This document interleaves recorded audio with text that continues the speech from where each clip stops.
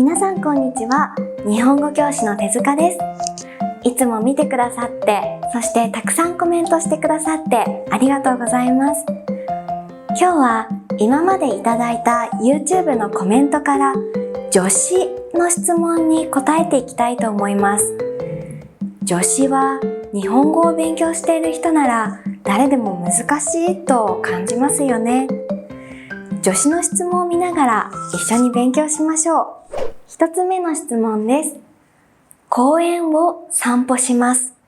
公園で散歩しますは正しいですか？間違っていますか？はい。初級で助詞を習った後でよく出てくる問題ですね。問題集の答えはおが正しいです。でも実は日本人はどちらも使います。正しいか間違っているかを考えるために、まずでのルールとおのルールを考えてみましょう。まず、では場所の中だけです。例えば、教室で勉強する、スーパーで買い物する。この文は勉強するのは教室の中だけ。買い物するのもスーパーの中だけですよね。公園で散歩します。この文は公園の中だけをぐるぐる散歩する場合に使います。公園だけです。他にはどこも散歩しません。例えば、車で公園へ行って、公園の中を散歩して、車で帰るとき、公園で散歩しますは正しいです。こんなことがありますか？あんまりありませんよね。ですから文法としては正しいですが、あまり使いません。では、おはどうでしょうか？この問題のおは移動の経路という意味です。その場所を通ってどこかへ行くとき、おを使います。空を飛ぶ、海を泳ぐ、横断歩道を渡る。全部おですね。それは空をずっと通って飛んでどこかへ行く。海をずっと通って泳いでどこかへ行く。横断歩道を通って渡ってどこかへ行く。もし横断歩道で渡るだったら横断歩道だけ渡るので他にどこにも行くことができません。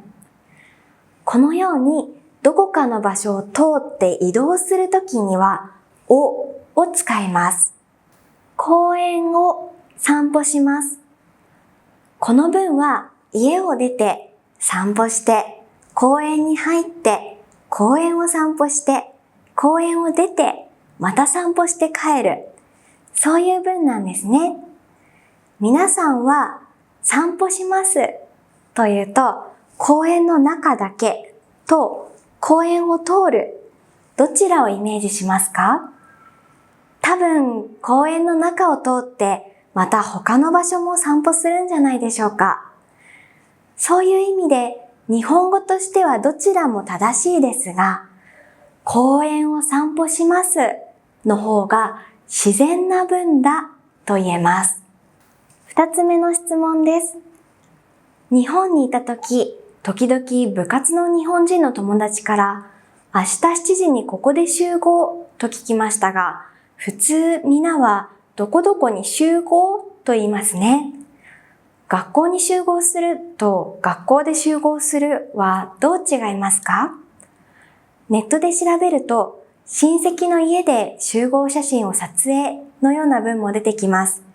よければより詳しく説明していただけませんか？よろしくお願いします。はい。これもいい質問ですね。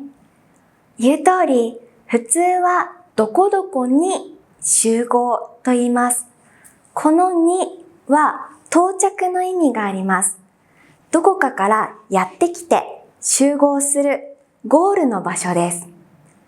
例えば、全員が校庭に集合する。明日はどこに集合しますか？でも友達は明日7時にここで集合と言いましたね。この場合、考えられる特別な理由が2つあります。1つ目は、集合する場所がここだということです。先ほどの質問で見たように、ではその場所の中だけです。ネットで調べてくださったように、親戚の家で集合写真を撮影するという文では、撮影する場所は家だけですよね。動作が行われる場所を指して、でを使います。ここで集合という場合、ここ、今と同じ場所ですから、その場所の中だけで集合や解散が行われると言っても変ではありません。ですから、ここで集合するという文も正しいです。二つ目は、助詞が二つ重なっていることです。もし正しい文だったら、明日7時にここに集合で2が2つありますよね。日本語の特徴として会話の中で2つ同じ助詞を使うのはあまり好きじゃないんですね。それでにと言いたくなくて2つ目のにの代わりにでを使って明日7時にここで集合と言ったのかもしれません。日本人のネイティブは自然に使い分けていますね。質問してくださったのは、こんな理由がある特別な場合だったんですね。ということで、正しい言い方は、どこどこに集合するだけど、同じ場所の中で行われる動作や、にが2つあるという特別な場合だけで集合するを使うこともあるんだと覚えておいてください。3つ目の質問です。手塚先生、例えば大阪に生まれました？大阪で生まれましたか？これはちょっと迷っています。本当に迷ってしまいますね。前ににとでの違いの動画の中で、には存在、つまりただいるだけ。ではそれ以外の動作だと言いましたね。